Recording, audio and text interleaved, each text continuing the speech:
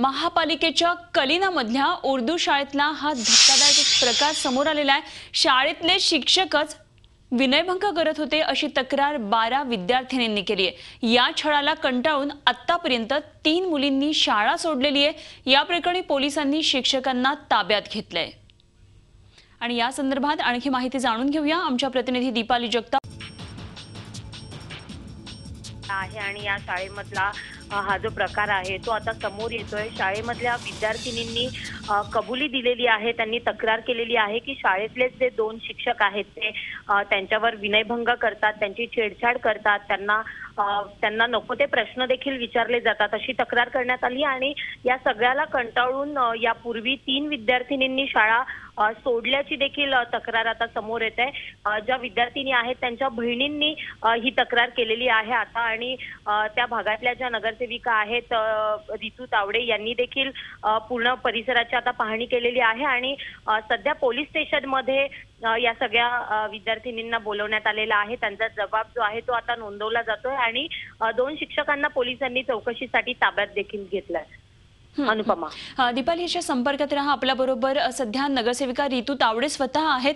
रितूजी, आपण ही सगळी कारवाई होत असताना तिथे होतात असं कळतंय किंवा एकंदरीतच ही कारवाई सुरू असताना काय नेमकं झाले? 3 मुलींनी शाळा सुद्धा सोडलेली आहे, कशा प्रकारची कारवाई होईल आता? हो, शास्त्रीनगर कलिनाला जी उर्दू मीडियमची शाळा आहे त्या शाळेच्या बाबतीत मला कालच संध्याकाळी ही न्यूज मिळाली। त्याबरोबर सकाळी 8 वाजता मी या ठिकाणी पोहोचले। सगळ्या प्रशासकीय अधिकाऱ्यांना मी त्या ठिकाणी बोलवलं। त्यानंतर एक एक करून मी विद्यार्थिनींना बोलवलं त्या ठिकाणी, म्हणजे मी HMच्या कार्यालयात बसून त्यांची चौकशी करायला सुरुवात केली। तर मलाही शॉक बसला त्या ठिकाणी। जवळपास 12-13 विद्यार्थिनींनी जे काही मला सांगितलं, ज्या पद्धतीने त्यांच्याबरोबर मॉलेस्टेशन होतंय, याकूब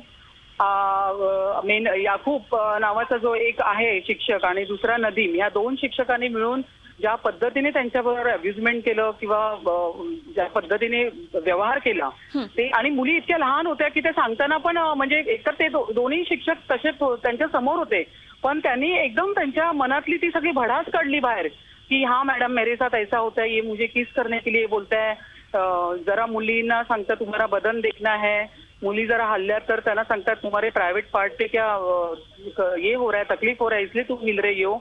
म्हणजे इतक्या लहान मुली इतक्या बेधडकपणे बोलत होत्या की मलाही एकदम शॉक बसला ते सगळं बघून।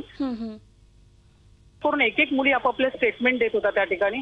पण सगळे पालकही त्या ठिकाणी ज्या आलेल्या त्या मुलांचे पालक होते तेही ऐकून शॉक झाले। काही मुलींनी तर मला असं सांगितलं की यांच्या भीतीने आमच्या 2-3 बहिणींनी शाळा सोडली, त्यांनी 5वीला शाळा सोडली, त्या म्हणाल्या ते यायलाच घाबरतात आहे। म्हणजे आता मी तीही त्या 2 मुलींनाही शाळेत घ्यायला लावलंय, त्यांना त्या नियमाप्रमाणे 7वीला पाहिजेत, 2 वर्ष झाले शाळा सोडून ह्यांच्या भीतीने। म्हणजे नदीम जे आहे ते 6 वर्ष प्रशिक्षक म्हणून आहे आणि दुसरे शिक्षक आहे ते शिक्षक सेवक म्हणून आहेत, त्यांना 2 वर्ष झालेले आहेत।